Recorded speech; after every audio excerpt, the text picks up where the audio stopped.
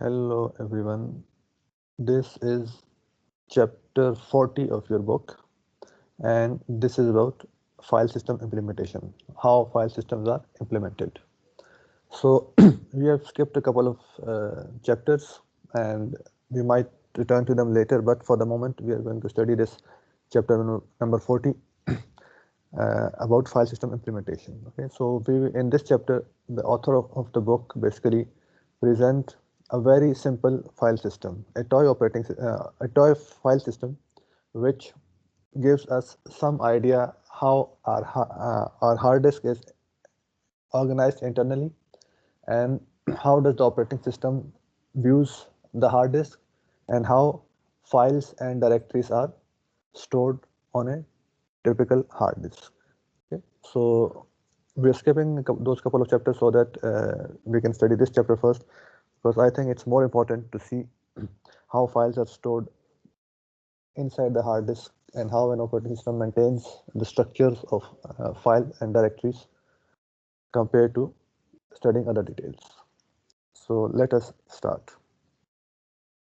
So file system is basically the part of operating system which is responsible for maintaining files and directories on a hard disk. Okay? It has to store not only the contents of your files as well as directories. It should also be able to store information about the hierarchy of different, the structures of your file system, in the sense that which directory is inside which directory and which file is located in which directory, etc.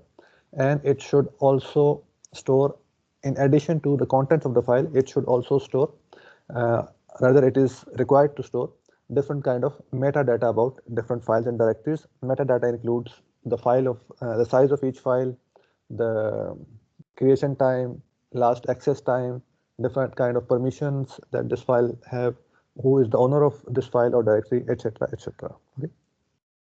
So file system, the part of the operating system which is responsible for storing all this information on the hard disk, uses two kinds of abstractions: okay, files and directories. Files contain data, user data. You have different kind of files that you have. You store them on the hard disk. These include text files, Microsoft Office documents, a movie file, or any other file. Okay, so the files inside themselves, they will contain user data. Okay? Text file will contain text. Your Office document, MS Office document, would contain whatever you have stored in that document, whether it's a Word document or Excel document, etc. And your movie file would contain data about the movie that is stored in that file. The second abstraction is directories. Directories basically are work like containers, and they are used to store files or other directories. Okay, so directories are a way of arranging your files on a hard disk. Okay? They provide structure to your hard disk, because you can't have files inside a file, but directories help you to group files together, or you can also have directories within directories. So this way you can build a very hierarchy tree-like structure of your hard disk to organize your file in a systematic manner. Okay, so these two abstractions are used by the file system, and we'll see how they are represented on the physical hard disk. So in addition to these abstractions, the file system basically will store not only the data but also different metadata about these files and directories, and also their relationship to each other. Okay, so for this, to store this kind of information, the operating system will basically internally use different kinds of data structures in the file system. Okay, so file system part of the OS will use these data structures to store all the relevant information that it needs regarding these files and directories. Okay, so we'll study some kind of data structures that are used by the operating systems. Secondly, on top of these data structures, the operating system will provide an interface. The file system will provide an interface or an API, so that higher level processes can access these data structures to extract information from them, or be able to manipulate these structures to add new files on the hard disk, delete files from hard disk, modify contents of a file on a hard disk, move files from one directory to another on the hard disk, etc., etc. Okay, so these function calls again would be provided by the operating system so that user programs can manipulate data on the hard disk. So this will be the API provided by the file system. So file system views the whole hard disk as a series of blocks. Okay.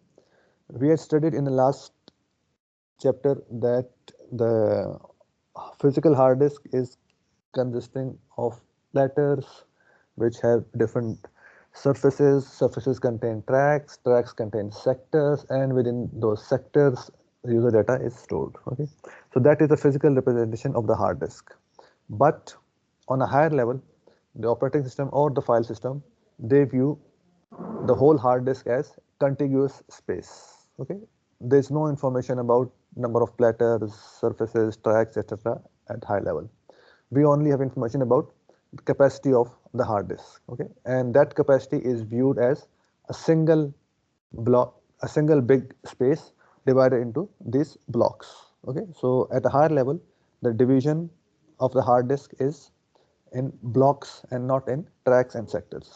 Okay, so the drivers will basically convert or lower parts of the OS will convert this, translate this abstraction of blocks into sectors, etc. Okay. At a higher level, the operating system or the file system, they view the whole hard disk as one contiguous storage space, which is divided into these blocks. Okay. Now, the blocks, size of the blocks is usually not related to size of a sector. Usually, its size of a block is bigger than size of sector. Okay, so block is a bigger storage unit than sectors. In any way, the hard disk is divided into a series of contiguous blocks or an array of blocks. Okay, and here the blocks are numbered from 0 to max minus 1. Okay, n minus 1. So here we have a very simple, very small hard disk where each, this hard disk is divided into 64 blocks, and each block is numbered from 0 to 63. Okay. So by using a block's number or its index, we can identify which part of the hard disk we are talking about. So this is the toy hard disk that we will be using in this chapter, and we will build our toy file system on this hard disk.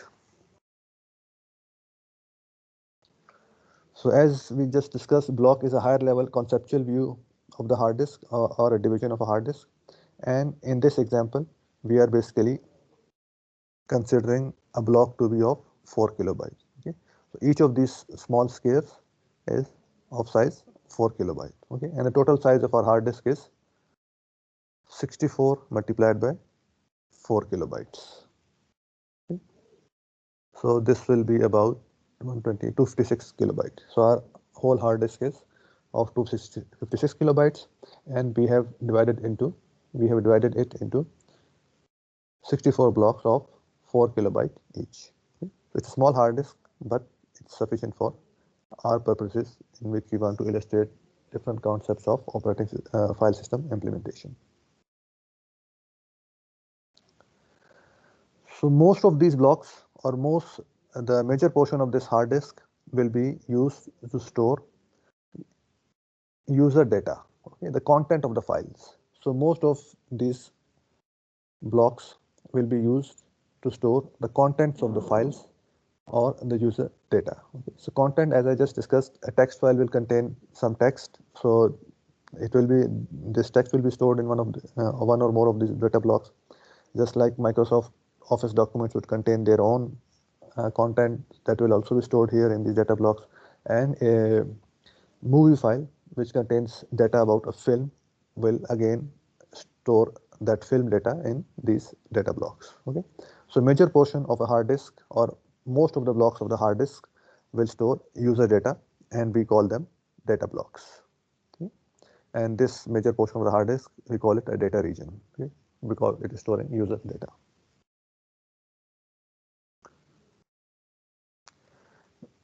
a small part of the hard disk, these few blocks, that will be used to store metadata about files and directories. Okay. What is metadata? As I just said a little earlier, metadata is information about files. The files contain data, so that's the files data. And we need to store extra information about files, which is not included in their data, but we need that information to maintain those files on the hard disks and to do different kind of bookkeeping about our files and directories. So this information, we call it metadata. Okay, so metadata includes the names of the file, who is the owner of the file, what's the size of this file, and what's the permission on this file, when was it last accessed, when was it created, etc., etc. All this information, it is not part of the user data that is stored inside the file, but we need to store this kind of information about each file and directory to do our own bookkeeping. So we need to store metadata about files, and this metadata, most operating file systems, they use a data structure called inode to store this information about each file. Okay, this metadata about each file is stored in inode data structure. We'll see in the next slide what an inode data structure looks like, but for the moment, consider it a data structure which is used to store metadata about each file. Okay, so there is at least one inode for each file on the hard disk which will store its metadata. Now inodes are stored in an inode table. Okay, so all inodes about all files, they are stored together, and that part of the hard disk which stores these inodes which contain metadata about all the files on the hard disk, this part is called an inode table. Here, as we just said, most of the hard disk or most of the blocks are used to store user data. We call it data region or data blocks, and some blocks are used to store metadata about files, and from that metadata, some of these blocks, they will be used to store inodes of different files, and this portion of the hard disk, these blocks taken together which store inodes, is called inode table. Okay, so here this 5 blocks are used to store the inodes, and these 5 blocks on this hard disk, they together constitute the inode table. So inodes, the size of the inode could be 128 or 56 bytes depending on how much information we are going to store in that inode. So let's say if our inode is of 56 bytes, then how many inodes can we store in a 4 kilobyte block? Remember, we said each of these small squares, each of these blocks is of 4 kilobytes. Okay, so if we have a block of 4 kilobytes, so how many inodes can we store in one block if each inode is of 56 bytes? Okay, so I hope you can calculate this easily, that each block, it will contain 16 inodes. Okay, so each block will contain 16 inodes, and since we are using 5 blocks for this inode table, so together these 5 blocks, they will contain 80 inodes. So our inode table can contain a maximum of 80 inodes.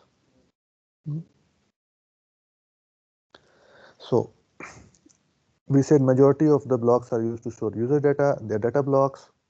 Some of these, these 5 blocks are used to store metadata about different files, and this metadata is stored in inodes, and these 5 blocks together, they constitute inode table, where inodes are stored containing metadata about each file. Then since we'll be allocating these inodes to different files and these data blocks also to different files to store user data, so we have to maintain some bookkeeping information about these inodes and data blocks to keep a record of which of these inodes are currently being used and which of these current inodes are currently free and they can be used for new files.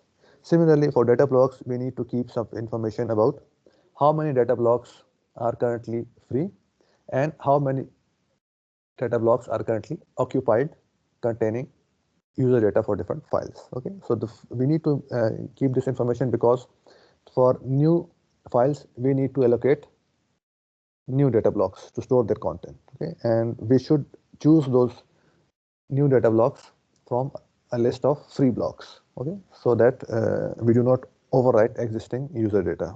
Okay, so we need to maintain some information about the free space on the hard disk, which of the data blocks are occupied and which of the data blocks are free.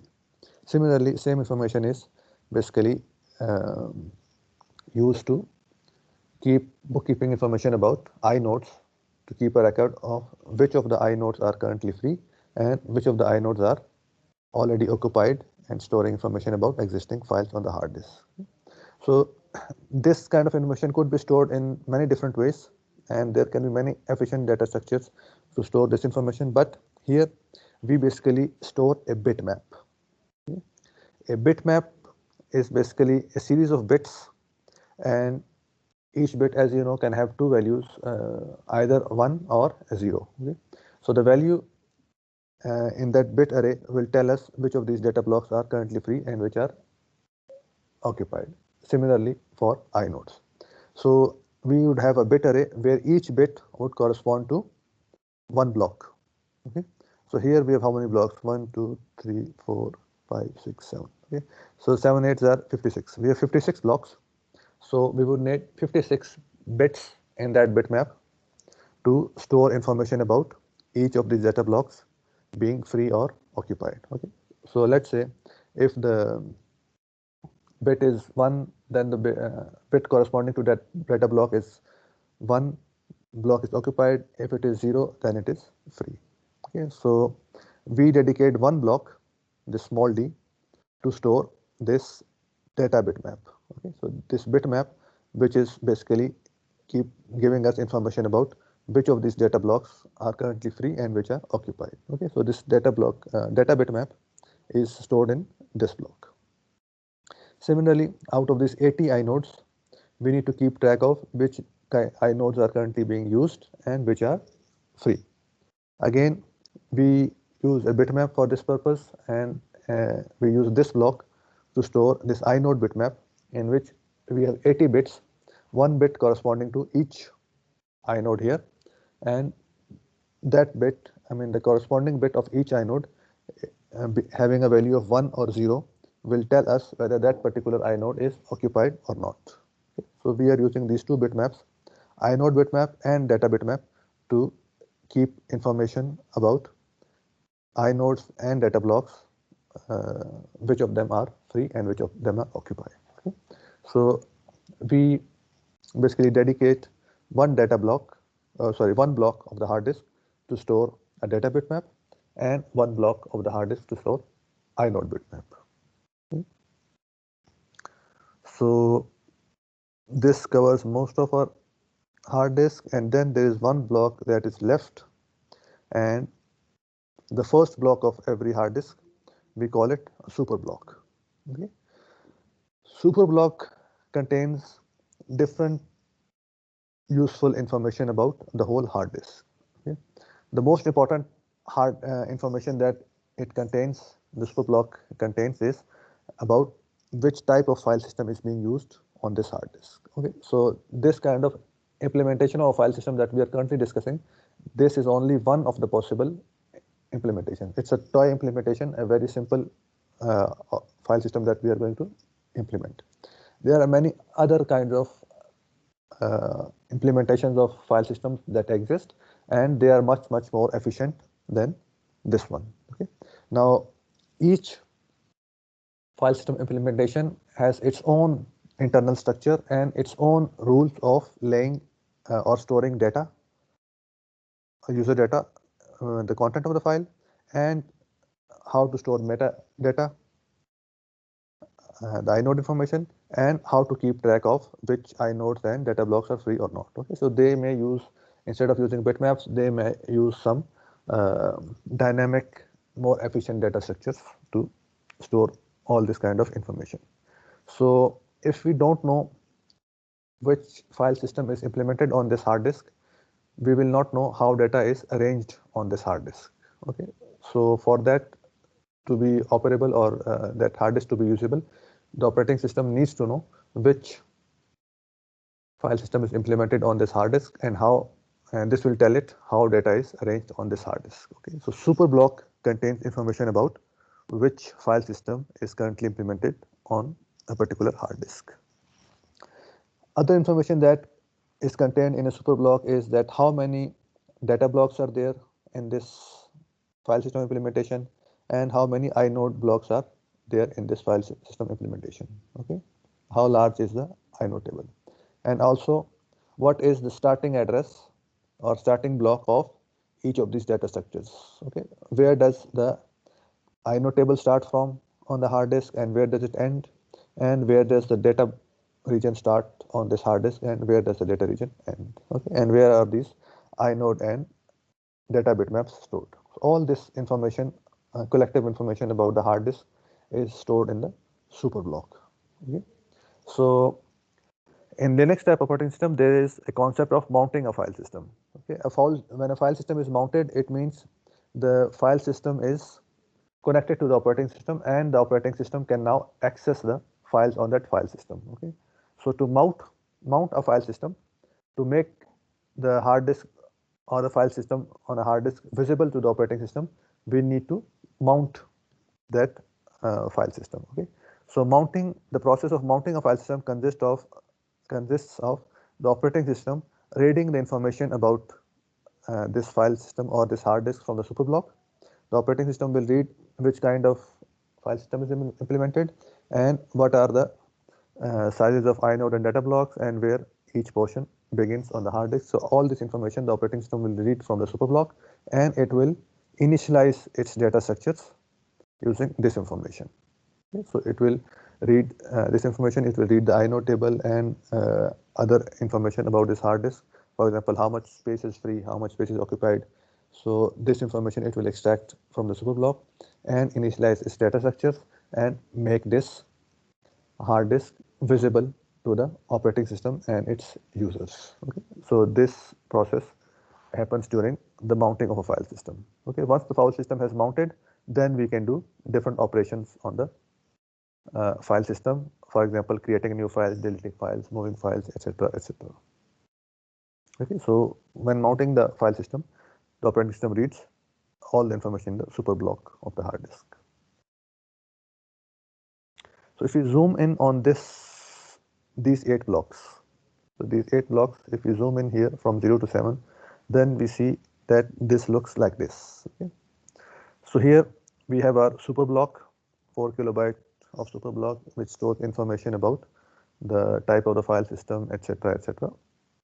And then we have 2 blocks dedicated, one dedicated to inode bitmap, which will tell us which of these 80 inodes are free and which are occupied, and similarly our data bitmap, which will tell us which of the 56 data blocks are free and which are occupied. Okay, and then we have in these 5 blocks we have inode table. Okay, so the inode table consists of a series of inodes. Okay, inodes, we just discussed that inodes are structures that store metadata. Okay, so we'll see on the next slide what kind of metadata is stored in each inode, but here we are assuming that our inode data structure is of 256 bytes, storing all that information in 256 bytes, and each of these small squares is one inode, which is being stored in these blocks. Okay, so one 4 kilobyte block is storing 16 inodes of 256 bytes each. Okay, so this first inode table block, I block 0, it is storing 16 inodes from inode 0 to inode 15. Next, we'll also store 16 inodes from 16 to 31, and this way we have our 80 inodes stored in these 5 blocks of 4 kilobyte. Okay, from 0 to inode 79. So given an inode number, we can basically locate it on the hard disk and we can read its information stored. Let's say if you are going to get information or read information from inode number 17, then you know this inode and the number is 17, and from a super block you will get an idea or get the address of the start of inode table. Okay, you will get this address on the hard disk, and from this address onwards, you can basically calculate the address of the 17th inode if you know the size of each inode. Okay, so if you remember that technique of calculating the address of each array element, you have the base address and the index of the element, and if you know the size of the element, then you can calculate the address of each element by base address plus index multiplied by size of each element. Similarly, the same technique can be used here because this is an array of inodes. So we have the starting address of the inode table. This will be the base address of this array. And if we have the index of the inode, here it is 17, and we know the size of each element, each inode is 256 bytes. So we can calculate the starting address of each inode if we know its index by using the same formula, base address plus index multiplied by size of each inode, and you will get the starting address of that inode, and then you can go ahead and read the information contained in that inode from the hard disk. So what is an inode? What kind of data or metadata is contained in an inode? Okay, so this is again a sample inode where we have the data structure inode, and we have all its elements containing, storing different kinds of information. On the leftmost column, the first column, we have the size of each element, how many bytes it occupies in the memory, and then you have its name and a simple description of what kind of information is stored in that field or that member of the inode data structure. So you see 2 bytes are used to store the mode. Okay, so mode stores different information, different kinds of information about a file. For example, different permissions. As you know, Linux type systems, they store permissions for each file. Its owner, its group, and everybody else, etc. So there are 3 bits of permission used for each category: owner, group, and others. So these 3 bits are read, write, and execute. Okay, so this information for each file is stored in the inode data structure in its mode member. Similarly, a user ID of the owner of the file, again it takes 2 bytes of space. 4 bytes are used to store the size of this file, how many bytes are being, how much content is in there, what's the size of this file in bytes. Similarly, we have different elements storing different kinds of time information of this file. For example, when was this file last accessed, when was it created, when was it last modified, okay, and when was this file deleted the last time. Okay. The group ID that this file belongs to, how many links or shortcuts exist to this file, how many blocks have been allocated to this file on the hard disk, the data blocks which are used to contain the user content of this file, how many blocks are being used here, and different kinds of flags which are basically specific to different operating systems. For example, this X2 operating system is used in Linux systems, and other types of information. And what I want to highlight here is this information. These 60 bytes are basically used to store different blocks. In the field block, we use a pointer, a set of pointers to different data blocks which are currently storing the user content of this particular file. Okay, so remember here we said how many blocks are allocated to this file in this field. Okay, but which blocks are allocated to this file? Let's say there are like 10 blocks allocated to this file, but which of the 10 data blocks on the hard disk are allocated to this file? Okay, so these blocks need not be contiguous or next to each other on the memory. Okay, so these 10 blocks can be spread all over the hard disk and contain the user content of this particular file in a distributed manner. So which of the blocks are currently being used to store the user content of this file? Here we basically store pointers to those data blocks or their addresses on the hard disk to keep a track of which blocks are currently being used to store the user content of this particular file. Okay, so it's a 60-byte field. I mean, this field occupies 60 bytes in the data structure. So if each pointer is of 4 bytes, then in this field we can store 15 different pointers to blocks. Okay, so if we can store 15 different pointers to blocks, then that would mean we can allocate only or store the user content of this file in 15 different blocks only.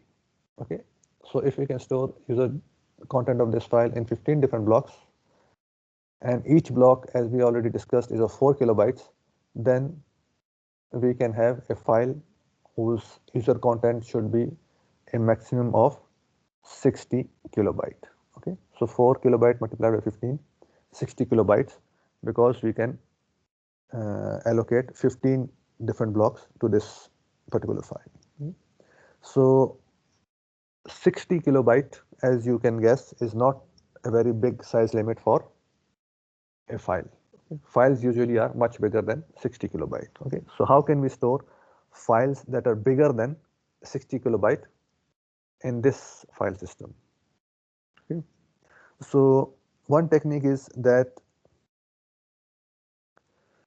we can extend this file system so that instead of having direct pointers like we just discussed inside this block, we said we will have addresses of different blocks allocated to this file in this field. So these addresses are direct pointers which are stored here. We have a space only for 15 direct pointers in this field. So we can store addresses of only 15 different blocks to store the user content of this file. Okay, so if we want to extend this implementation, then instead of using direct pointers only, we can also have indirect pointers stored here in the inode to store information about different blocks. Okay, so what's an indirect pointer? A direct pointer here stored here basically contains the address of a block which contains user content, okay, user data. An indirect pointer basically contains the address of another block which contains direct pointers to store direct pointers to blocks containing user data. Okay, so in case of direct pointer, a pointer in this field directly points to a user block which is containing user data. Okay. In case of indirect pointer, the indirect pointer here points to a data block, but that data block does not contain user data. That data block contains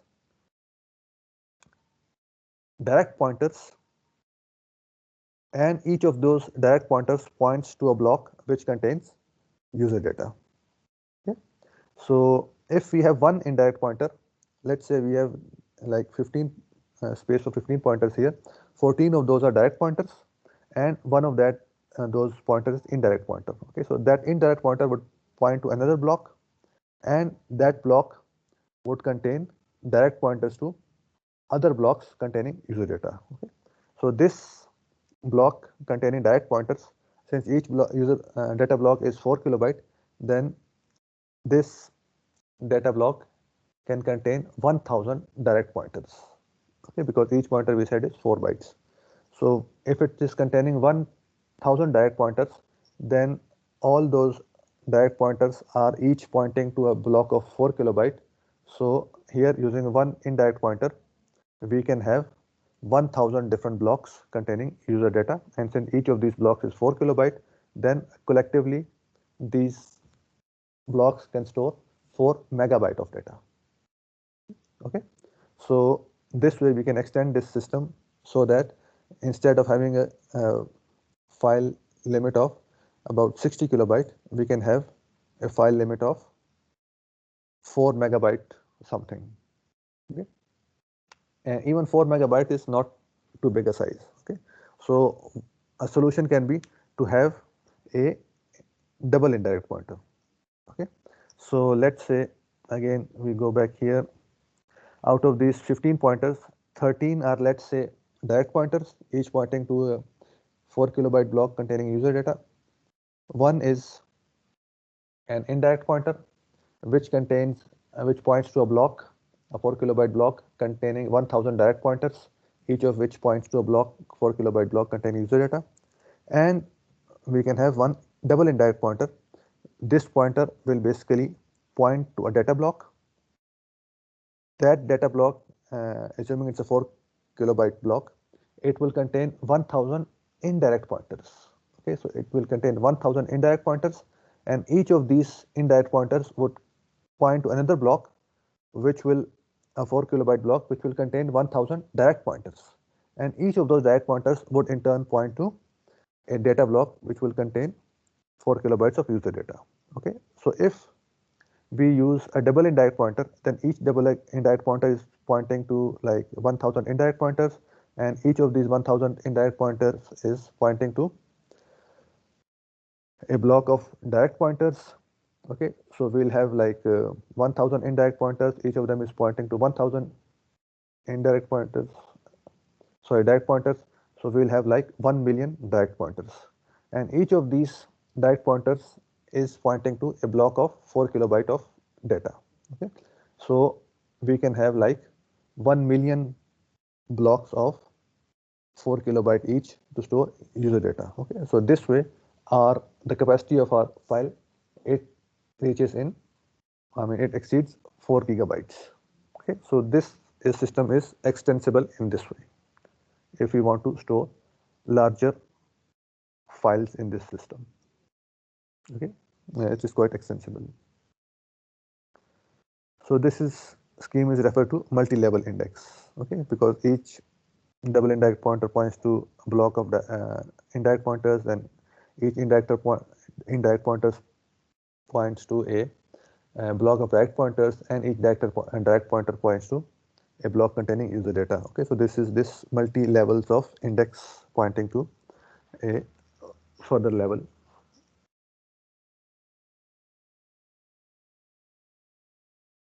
Okay, so as we can see, this tree of pointers is quite imbalanced, in the sense that if we had a double pointer, we said that in this block of 15 pointers we have 13 direct pointers, one indirect pointer, and one double indirect pointer. Okay, so double indirect pointer has multiple levels, and it can access many blocks of data.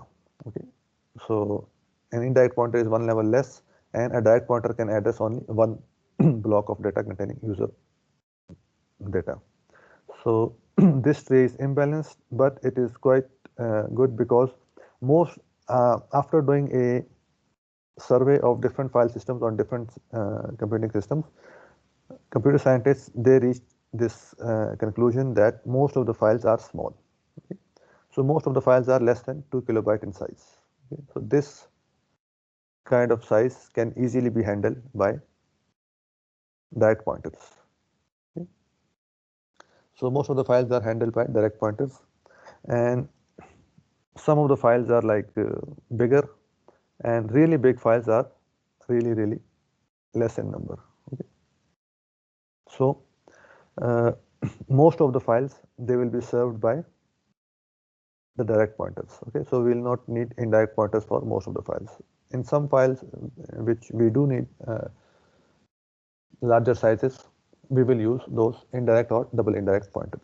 Okay, so these are some other statistics about the different kinds of characteristics that had emerged in their survey about different file system files on different file systems. So this is how we store files or file data on a hard disk. So what about directories? What is a directory, and how directories are stored on the file systems? So first of all, what is a directory? A directory is used to basically make a collection of files and other directories. So okay, in colloquial terms, we say that directory contains files or other directories. Okay? So directories do not actually contain or store the user content of the files that are inside the directory. Okay? Directory contains only information about the names and some other information about the files that are contained in that directory, and the actual content of the file is stored in a file separately. Okay? So what is inside a directory? So inside a directory, we have these different information. We basically keep a record of which files the user has stored in this directory. Okay, so we have these string number pairs, where string is the name of the file which is in this directory, and a number which is indicating basically the inode of this file. Okay, so this is all the information that we have in the directory about a file. The name of the file that is in this directory, name of the file or directory, and the inode number where we can go and find further information about this file or directory. Okay, so inode, as we saw in the last slide, stores the actual information about each file or directory. Okay, so the directory contains just this mapping of name and inode number. Some other information that the directory contains is basically the length, strlen of this name, basically the length of each name, string, okay, and the space that is occupied by each name in this directory. Okay, so a directory again has an inode number where information about this directory will be contained, and the directory will also be assigned a data block which will contain the contents of each directory, and the contents of each directory would be this kind of information. Okay, so the data block associated with that directory would contain this information about this directory, about its contents, which means what is the file that is stored in this directory, the name of the file, and the inode number for that particular file or directory. Okay. So there is this length of the string information stored, and also the space reserved for this string. Okay, because the space reserved for this string could be more than the length of the string. Okay, for example, let's say there was this file in this directory which had a very long name. Okay, so all this space was reserved for name of this file.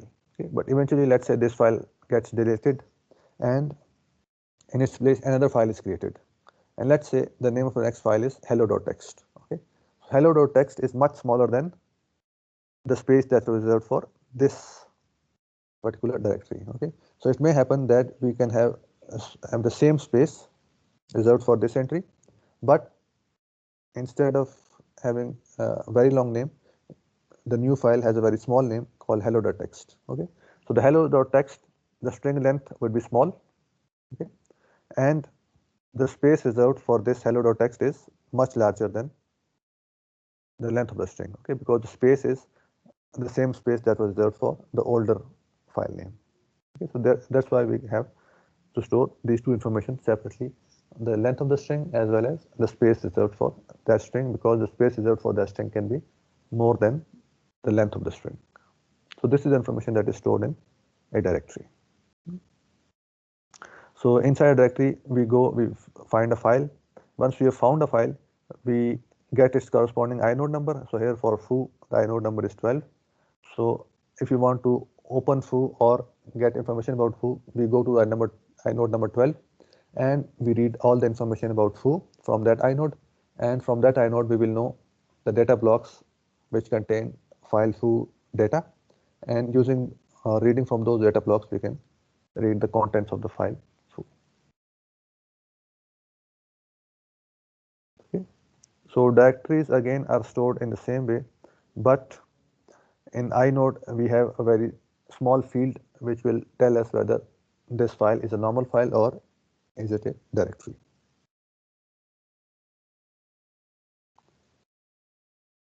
So how do we manage free space on the hard disk? Free space, like we have many data blocks on the hard disk. Some of those data blocks will be free, and some of those data blocks will be occupied. Okay, so by free space means all the free data blocks, and similarly the same for inodes. Some of the inodes will be free and some of them will be occupied. So how do we keep track of which of these inodes and data blocks are free and which are occupied?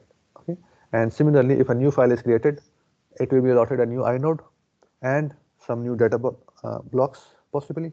So in that case, we will have to update this free space information so that those newly allocated inode and data blocks should not appear in free space because they are now occupied. Similarly, if a file is deleted, then the inode and the data blocks that it was occupying shall now be become free and be added in the free space. Okay. So how do we manage it here? As I said, many file systems basically use many efficient methods or data structures for managing this information, but in our case, we are simplifying things and using bitmaps to store this information. Okay. So each data block and each inode has an associated bit whose value 1 or 0 will tell us whether that particular inode or data block is occupied or free at that moment. Okay. So other systems might use linked lists or trees or other efficient structures to handle this kind of information. We focus on main things, and for this we only use bitmaps. So how it works? So this was about the data structures that the operating system or file system maintains in itself to basically arrange data, files, directories, and metadata on the hard disk. Now we will discuss the API that the operating system provides to access or manipulate these data structures or data on the hard disk. Okay, so what happens when we call this API and how are data structures or data manipulated on the hard disk behind the scenes when we call these interfaces or APIs provided by the operating system or the file system. So let's say the operating system basically tells the file system, or the user tells the file system to open this file, which is located at this path /foo/bar. Okay, so by now you know that Linux file system use a tree-like hierarchy, and the topmost directory or the root of the tree of the Linux file system is this root directory, okay, represented by this /. Okay. So this first /, this is the root directory, and all other // in a path are basically separators. Okay. So this is an absolute path starting from the root directory. So this first / is the root directory. So the file bar that we are trying to open in a read-only mode, this path is telling us this bar file is located inside a directory called foo, and this foo directory is located inside the root directory. Okay, so root contains foo and foo contains bar. So when we open this file, it means opening a file basically will comprise of reaching the inode of this file bar and reading information from the inode of this file bar. Okay. So how do we reach the inode of this file bar? So we will basically inside this open file system call, internally the file system will basically traverse this path one by one. We'll see how. So by reading the super block, the operating system now has the information that where does the inode table is located on that hard disk. Okay, and in inode table, usually the first inode is reserved for the root directory. Okay, so the operating system or the file system driver will basically go ahead and it will read the inode for root directory. Okay, so it will basically read the information